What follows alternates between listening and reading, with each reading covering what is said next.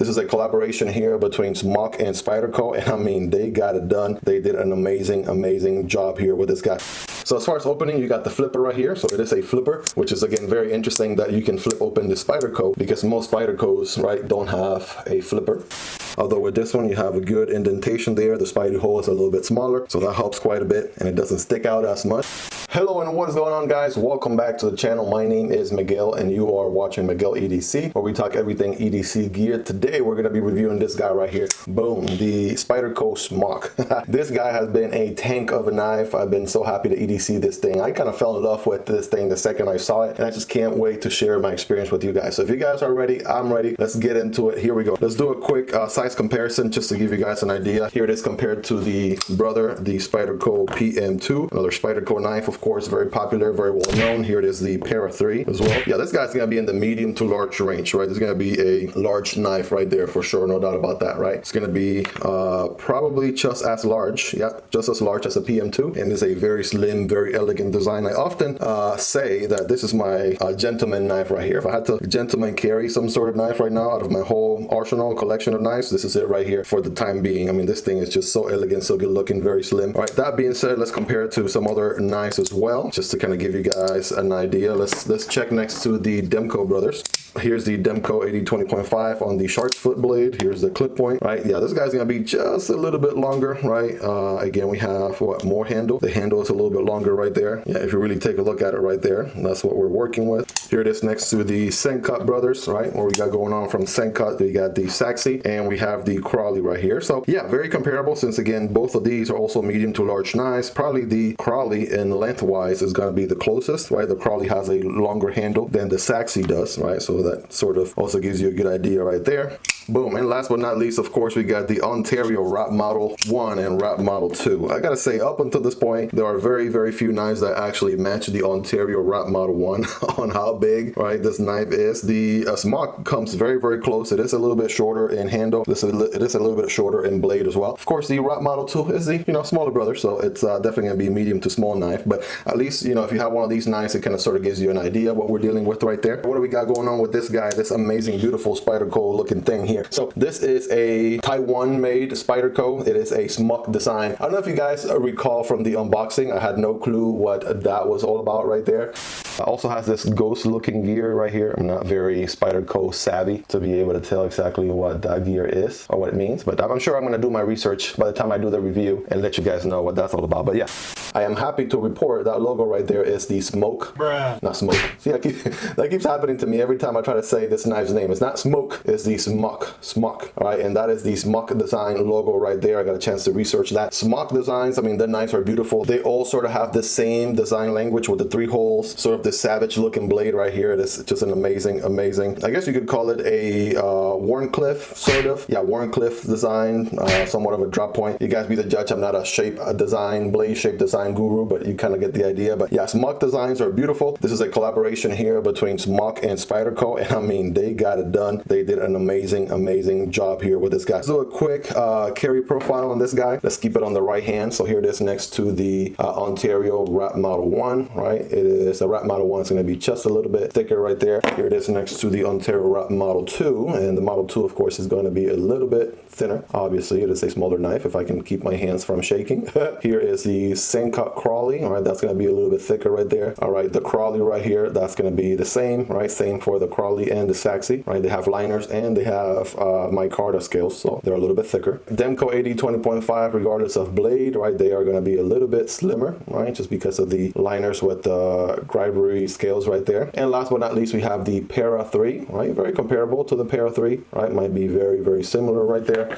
And of course, the PM2 is going to be no different, I'm sure. It's going to be on that same ballpark right there. All right, that gives you a good idea there. What does it look like in your pocket, right? When it's folded, right? How much room does it take in your pocket? Well, I'm happy to report that it takes a lot less room than, let's say, your PM2 or your Para 3, right? Look at that. By comparison, you still have the Spidey hole, although with this one, you have a good indentation there. The Spidey hole is a little bit smaller, so that helps quite a bit, and it doesn't stick out as much. As I mentioned earlier, it's a very narrow profile, which is nice. Obviously, the PM2 and Para 3 are going to stick out quite a bit because the Spyder hole is so much bigger, right? But there it is right there. Good comparison side by side. next to the Demko brothers here, regardless of the blade shape. Also, the Demkos are going to be quite wider right there, as you can see, because the blade does stick out a substantial amount from the handle when folded. And again, the Smock right here is still winning with that slim design right there. All right, next to the Senkop brothers, the Saxy on top, the Crawley at the bottom. Probably the one of these two that's going to come the closest will be the Crawley. Right, the Crawley does have that very slim, narrow design, whereas the Saxy, because of the blade shape, right, is going to be just a little bit wider than the Smock. Well, you guys be the judge right there. And last but not least, of course, we have the Ontario Rat Model 1 and Ontario Rat Model 2. The Rat Model 1, of course, is going to be a behemoth compared to the Model 2. And yeah, they're both somewhat pretty slim. They have a very oval design to them, right? Probably compares more to the compares more to the Rat Model 2 than the Rat Model 1 just warps the Smocks right there, as you can see. But again, it's just to give you a good idea. These are very popular knives. This beauty right here is rocking a CPM S30V, right, which is an excellent steel. You know, the steel technology is getting better and better over the years. So yes, there are better steels out there, but if you go back a couple of years, right, this was top-notch, very top-tier steel, and still is to this day. This thing is so sharp. I can't wait to show you guys on the paper cutting test in a little bit how sharp this guy still is, even after all the EDC tasks that I've been throwing at it over, you know, a couple of months by now. So we have, again, that very interesting Smock looking blade design, very Warncliffe looking, you know, sheep's foot looking design right there. Of course, you got the Spidey hole, because, you know, you got to have the Spidey hole. That's what makes a Spyderco knife, right? So you have that going on right there. Of course, you got the Spider logo on this side, Spyderco as well. On the other side, you have the Smock logo, and it says Taichung, Taiwan, which is where this guy's made. This is not a US made knife. This is a Taichung, Taiwan made knife. And don't let that fool you guys. Don't let that fool you whatsoever. The quality on this guy is top tier. You know, just because it's made overseas, it does not hinder the quality and the performance on this guy whatsoever. The Taichung factory is probably up there next to the US and Japan Spyderco factory. So you're going to get a solid, very pristine, high quality knife, no doubt about that. So what do we got going on for the handle? We have a G10 going on right here. This is sort of like what they try to do here is they try to do a carbon fiber sort of texture to it, even though it is G10. You may like or dislike that. I know some people are very on the fence. You know, if it's going to be carbon fiber, make it be real carbon fiber, not G10 wannabe carbon fiber, but I'm fine with it. I like it for what it is. I know there are some really nice, sweet grenade looking scales and titanium scales. This is one of those knives you could really customize the way you want.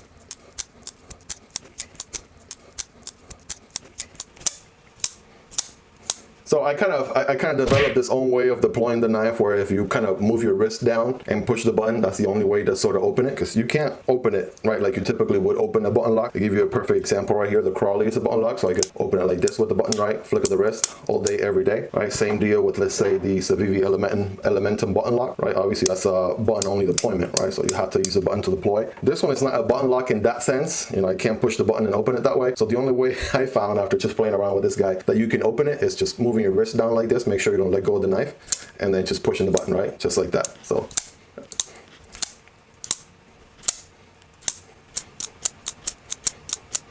I know it's not ideal. I mean, it's just kind of just a fun way to deploy it. If you own one of these, test it out. Let me know if you're able to pull that off. And of course, you have the flipper, right? Can't go wrong with the flipper opening. This thing is solid. It does take a substantial amount of push with your index finger, but once you kind of get the feel for it, then you know about how much pressure to apply, right? And you get to get that over and over and over and over again. All right, in conclusion, would I recommend this guy? Yes, I would recommend this guy 100%. This is one of my favorite Spydercos. So if at some point my Spyderco collection grows a little bit and I do a top Spyderco knives, this is definitely going to be in there, just because I love this design a lot. Personally, it speaks to me. I'm attracted to it. It's just so savage looking, right? I love it. I love it. Every single thing about this knife, personally. You're going to have a solid cutting edge with this guy, no doubt about that. The blade is going to hold an edge for a while. Should be pretty decent to sharpen when the time comes as well. The materials are very nice and high quality as well for the price. Could it be maybe a little bit more affordable? Perhaps, right? Perhaps. I'm there with you. The $200 was a little bit of a hard pillow to swallow at the beginning, right? But then once I pulled the trigger, it was definitely worth it, right? I'll give you an example. This is no longer the most expensive knife in my collection right now. I paid almost $300 for this guy right here, the